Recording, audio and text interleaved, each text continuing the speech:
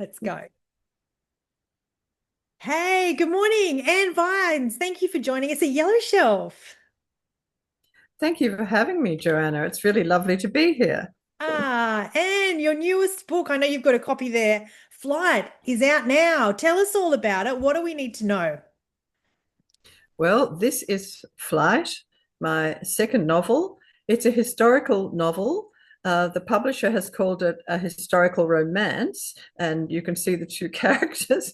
But it is more than a romance. It's also a critique of World War II in Melbourne. It's a critique of Melbourne society. So we look at all different angles of Melbourne society in the 1940s.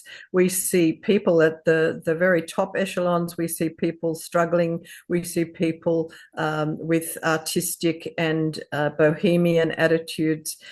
We see a gay character or two. We see quite a number of people looking at it really from our perspective now, but back to what it was like in Melbourne in wartime and in Australia in wartime when people were really afraid of invasion and then coping with the actual invasion of a lot of Americans who came to our shores.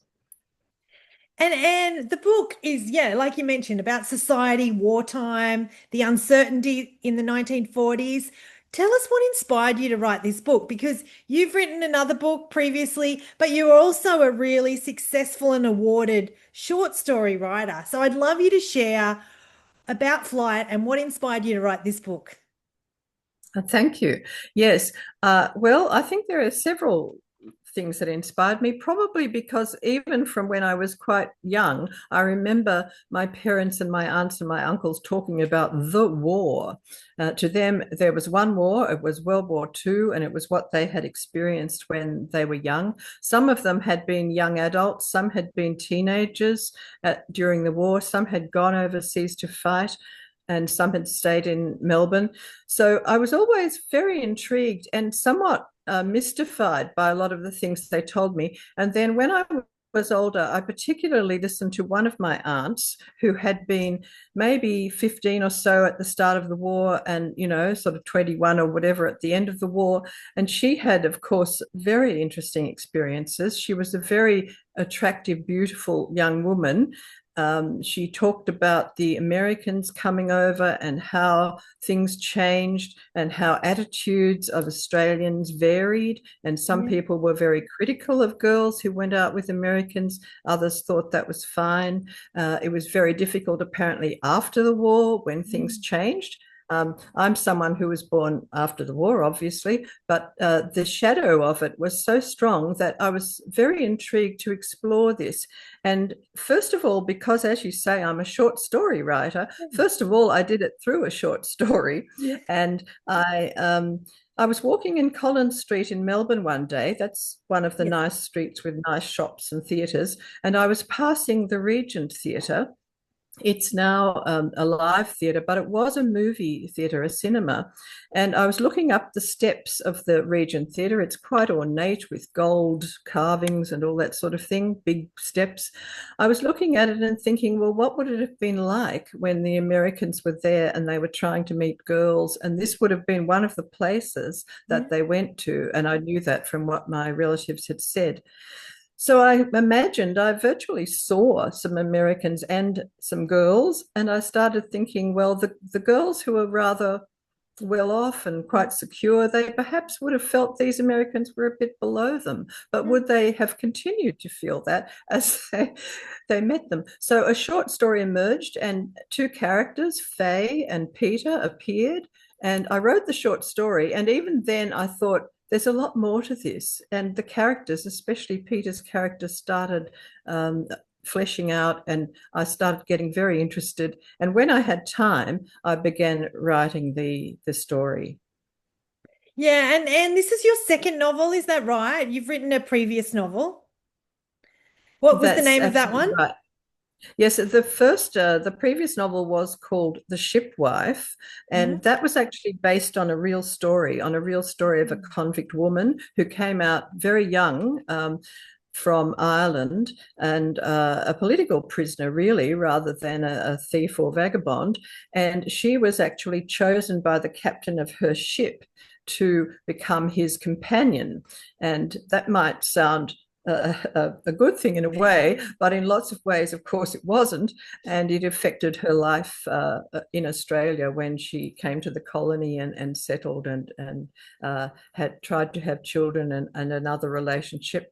So that story is quite different from this one in Yeah. that it's based on real history. This one has an accurate setting, but fictional characters. Yes.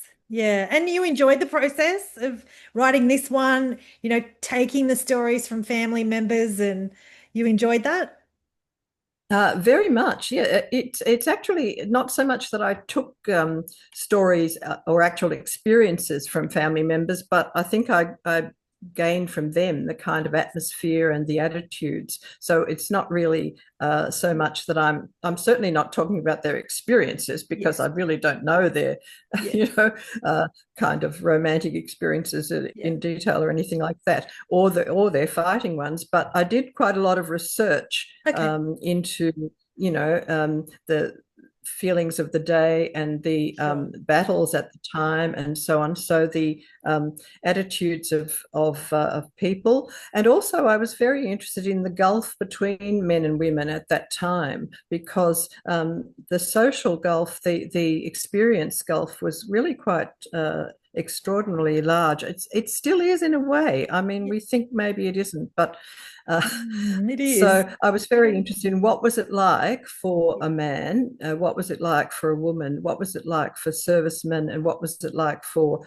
women who perhaps at the start of the war really just saw it as a nuisance and an interruption to their social life. Yeah. And would you write again? I mean, you synonymous with short stories, but would you do another novel eventually, or how?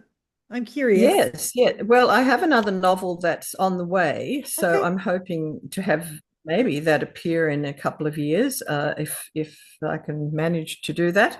And it will also be looking partly at Australia, but it branches out and looks at England and the USA as well. Ah, fabulous, Anne. And tell us if we're curious about you and the book. The book's out now. I jumped on Amazon and several sites, so I know it's available.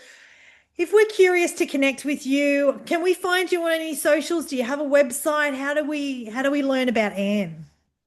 Well, I am somewhat shy of the social media Sure. world, I have to say. That's But okay. if